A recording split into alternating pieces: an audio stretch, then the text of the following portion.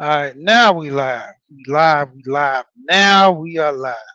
All right, so back again, doing it for the culture. So, what is the culture? What is the culture?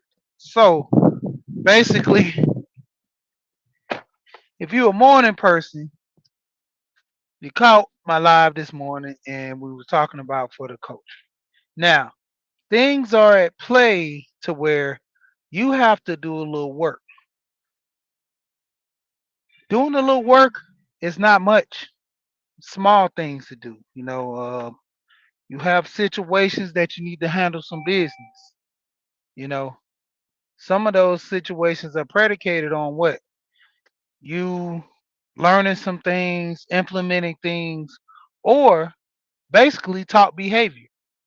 Prime example, I use this from this morning that, my great grandmother, not my grandmother, but my great grandmother always talked about not being a burden. So that's one of the reasons why I'm so keen to talk about life insurance so much because of me being a burden by not having life insurance. If I was to die, literally my wife would, have to go borrow money. And, she's going to need that money after I pass due to the fact that, if something happens, how is she going to maintain life? So, having that life insurance is a step up in the right direction for me and her just to maintain, life and, you know, for her or me to be comfortable. I mean, let's have an understanding. For one, just as I have life insurance, she has life insurance as well. Cause anything could happen to me and any untimely demise puts, me at risk as well, having to, pay for the funeral, making sure some things are going to be in order. So if the benefit for her, with me passing, for her to get life insurance, the same rule applies for me as well. You know, if I get life insurance to benefit her, you know, time off and things of that nature, grieving time, and then maybe she don't want to go back to work, then that be the thing. But to me, I think I can handle it a little more better than her in my case. But, life still goes on. I still have to get up. I still have to maintain life. I still have to go to work. I take some time off, bereaving time, but at the same time, I still have to work. I still have to do things. And also paying for the funeral arrangements. Um, basic with me, so my wife to cremate me. The thing is, hey, I don't want all this. You can have a party, funeral, whatever, but I don't want nobody looking at my body like that. I'm going ashes to ashes, dust to dust.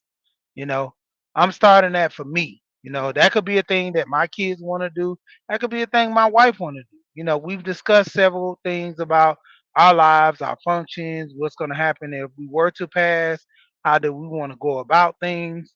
So, both of us already talked about things that can, help us in the long run to where the judgment is already being done. So all we have to do is just implement the change and to go ahead and make things happen. So if one income, kind of typically falls off, could there be another one in its place? Or, you know, does she want to remain single? It's up to her. But the point of it is, like I said, that's one thing that, ultimately helps the situation. If anything happens to me, she'll be okay. If anything happens to her, I'll be okay. That's the point of us having that life insurance. That's the culture that we pushing in our household, and I've learned throughout my family.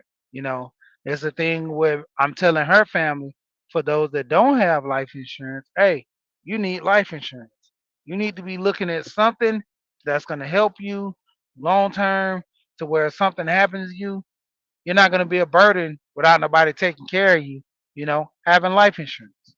You know, I talk about money for my kids a lot because the concept of money is like taboo in most households where people typically don't talk about money. Like money is not a big thing to be talked about. You know, uh, prime example. I had coworkers, but if I was in the building, what's going on? I had coworkers that talked to me about investing in 401k. There was nothing I had that several talks at home that my family discussed this. Well, not just in my immediate family, but outside of my family, I had family members talk about 401ks, IRAs, and Roths. But within my immediate household, no one talked about 401k. Cool gamer, what's going on with you? So that was the thing that I really didn't know about until it was too late, you know? And so that was something that I had to learn on my own. So now I'm implementing this to teach my kids. So my kids already know these things. So they'll be well prepared to handle this situation, you know. And for me, myself, not only just teaching them about the 401k, teaching them about retirement funds, we're teaching them about life insurance, teaching them about saving, investing, you know, learning what is passive income into, same as promise this, doing videos on YouTube. When I make the subscribers, when I make the monetization, I could be getting paid in my sleep from previous videos I made back in the day. So that's another thing to teach them about money. And like I said, this is a taboo thing to where most kids aren't learning about money. So it's something that they're not knowing of. So they're not even taking the necessary steps and trying to do these things properly or do it the right way. So when it comes down to it, hey, learning about money is something that we all need to be involved in. And teaching our kids, for the prime example for us learning ourselves, we need to be more informed on these things. You know, shout out to everybody that does videos on this. Ramit, uh, I will teach you to be rich. This is a channel that I watch on YouTube that teaches you how to be rich regarding money.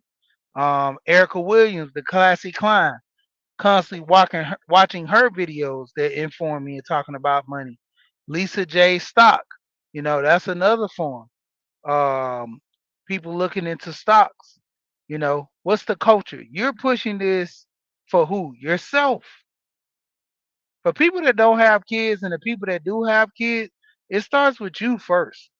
Then you spread abroad. Then you start teaching and showing other people. But if it's a point to where you're not into it, how you gonna bring somebody else along? You know, that's the whole thing that's recommended. First, you get an understanding, and then you be able to teach the others. So when I say the culture, it's about things that you're passing down, you know, per se, to your kids. Things that you're learning, the culture for yourself to advance yourself in life.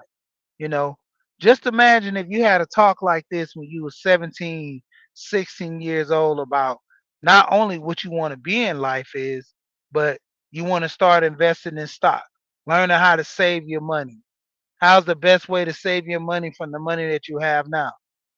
Recently, I talked to one of my coworkers, older gentleman, and he has a hot plate and he plugs it in his cigarette lighter, and whatever he had for lunch, I mean, whatever he had for dinner, he can bring there and eat it, or not even just for that. Anything that he had, previous days, or he made something new. Let's say he made some new food, just for lunch. He put some brisket on the grill, ate a little bit of it that night because he was savoring it for the next day. That hot plate has saved me so many times from saving a lot of food to the point where I've actually explained to my wife that, hey, with me saving all this money, I'll be able to put $10 aside, $15 aside that I normally spend. You know, going to the grocery store, buying cases of water, cases of juice, if I drink that, chips, or if I eat that or something, to where put them in Ziploc bags and, you know, packing my lunch versus bringing it. I have my water. I drink cases of water. I used to do the gallons in the freezer every night. And I just said, man, I just rather get a bottled water, recycle the bottles, and go from there. But that's the thing, having a set thing to where you're implementing something that works and you can apply these things to other people so they can learn as well. You know, that's the culture. The culture is what you make of it. There's family time. Prime example with me. When it's time to eat at my dinner table, we don't have no cell phones out. That's one of my rules. Even when we're out at a restaurant, me and my wife have a rule at a restaurant, no cell phones. We're able to communicate with each other. What's the purpose of us even going out if we're not communicating with each other? You know, we need to be focused more on, us. And if we're focused more on us, then that means no connecting on Instagram, Facebook, any social site, YouTube, what I'm on now, and saying, "Oh, did you see this video?" It's like our minds have been replaced, but we need to have a culture of, starting a tradition or a standard of doing things, you know. And when it comes down to it, hey, it can suit for the family. It can suit for you. If you meet a girl, let's say me being a man, single, meet a woman, and I say, well, hey, I like you, this and that, but these are, kind of, I don't like to use the cell phone while I eat and, stroll through the internet. It's a distraction because if you're with me, I want your undivided attention, just like I'm giving you my undivided attention by not pulling my phone out. And generally, a person would respect that and say, well, I'm going to implement that as well. And I'm going to start doing it. Say if that lady and you and don't work out, she'll still probably implement that into the next relationship. And you started a movement of this, you know. And that's the thing, like I say, getting something, starting it, spreading amongst others to where it's passed down from generation to generation. That's the culture. You starting a movement positive and it can benefit you, it can benefit others. That's why I say when I go back to my great grandmother, always talking about life insurance, telling me not to be a burden. And that's one of the biggest things, I've had life insurance for the longest. I'm implemented to getting life insurance for my kids. You know, that's the thing. A lot of people fail to realize just the culture is a movement in which you make it, in my opinion. You know, everybody has a way back in the day that people wore dashikis and big afros. People had their hair straightened. People wore bell bottoms. It was a time of style and fashion that that was the culture at that moment. Across all scales of gender, race. It was a culture for people to look and act a certain way. Just like the culture of the South is different than the culture of the North and the Midwest. You know what's going on, conscious, and back on it again from this morning. But that's the biggest issue. A lot of people are not setting the standard to have a culture for themselves. They say, hey, you know, prime example, we got conscious in here. The politics, the politics, as you say sometimes. But the thing of it is, hey, it's a culture for you to be informed.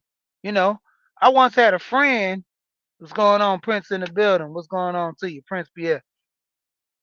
I had a friend that when it came down to voting, it was very simple for him. Man, I'm voting Democrat all the way down. That right there shook me when we had the discussion and he was saying, well, I'm going to vote Democrat all the way down. And I'm like, but Democrat for what? What's going on, bud? PH. And the thing of it is, I'm like, okay, you voted Democrat all the way down. He was like, yeah, I'm just voting Democrat all the way down. Budweiser guy. But I'm gonna vote Democrat all the way down because hey, I'm voting all Democrat. I say, but you might put a Democrat in office that doesn't, particularly like the black people, they just want to vote for him. Or you want a Democrat in office that You know, he letting rules go by for kids to get touched at schools, and you letting a Democrat go by that wants to raise the gas prices up because it benefits his family who owns a ton of gas stations. And he was like, "Well, yeah, now that you mention it that way, yeah, I think that's something that I might reconsider." I said, "Exactly, because that's the whole point of it. You're sitting up here not making it a culture of yourself being informed. Who are you voting from? Who's your city mayor? Who you have elected for your office when it comes to your judges, state representatives? Nobody's looking into that stuff. The older I got, the more I start getting into politics, and I learned a couple of things that these are the things that people don't get involved in: religion and politics.